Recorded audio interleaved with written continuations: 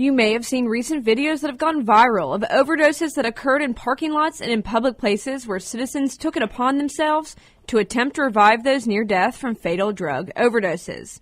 One of these videos, which we cannot show because of the graphic nature of the case, happened right here in Richmond on Big Hill Avenue in Boggs Lane, where a man was captured on video having CPR administered to him after an apparent overdose while behind the wheel.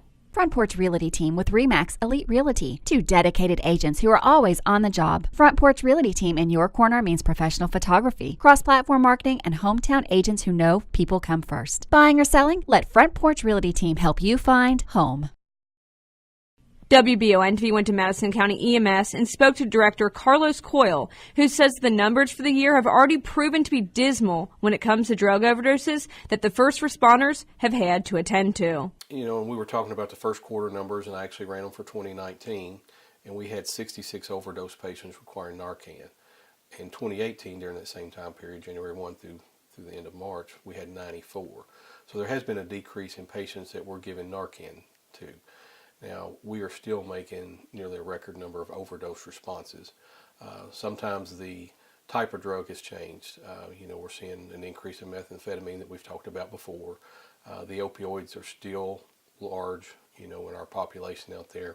Most of what we see, especially with overdoses we're giving Narcan to, are people who are either taking fentanyl or drugs laced with fentanyl, which is much more powerful than the heroin. As of press time, there have been 15 overdose deaths confirmed after toxicology reports, and 5 are still pending just for the 4 months of this year. Coyle says this is up from past years, and the trend is worrying.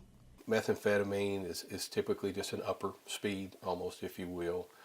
So you may not see an immediate death from the methamphetamine, but it is very cardiac toxic. It's very, very hard on your heart. So it's going to make your blood pressure go sky high. It's going to make your heart rate go sky high. The other thing we're seeing is lots of multi-drug overdoses. So they may have meth on board, they may have heroin, may have fentanyl, may have Xanax, a variety of drugs on board. So each of those may have an opposite effect on you, but the combined effect on the human body is very toxic.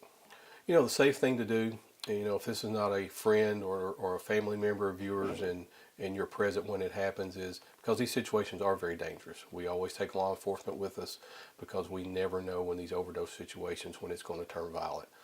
One of the things that we are seeing is the poly overdose, especially methamphetamine and some type of opioid, where we reverse the opioid with the Narcan. Now we've got a wide awake person who is on meth or some kind of stimulant or some kind of upper, and they're often widely combative and a danger to themselves as well as others. So it's a little bit dangerous for your average citizen to intervene in a public place like that.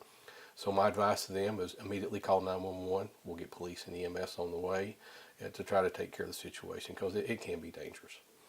However, with the rise of easily accessible Narcan, many citizens do have the ability to revive those from an apparent overdose. With opioid overdoses, if we're talking about them in particular, what you see is those people suddenly become unconscious. Their respiration slow to the point that they quit breathing, and that's what causes death. It's a respiratory depressant. So when you see these people, if you do intervene, 2 things to do is you need to get them in a recovery position, put them on their side. That way they may not vomit and aspirate. Assure that they're breathing. If they're not breathing and you've had training, you may breathe for them, rescue breathing before EMS gets there.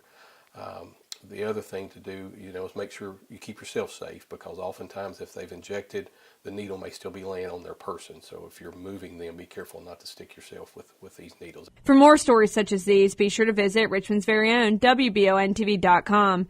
I'm Marissa Hempel.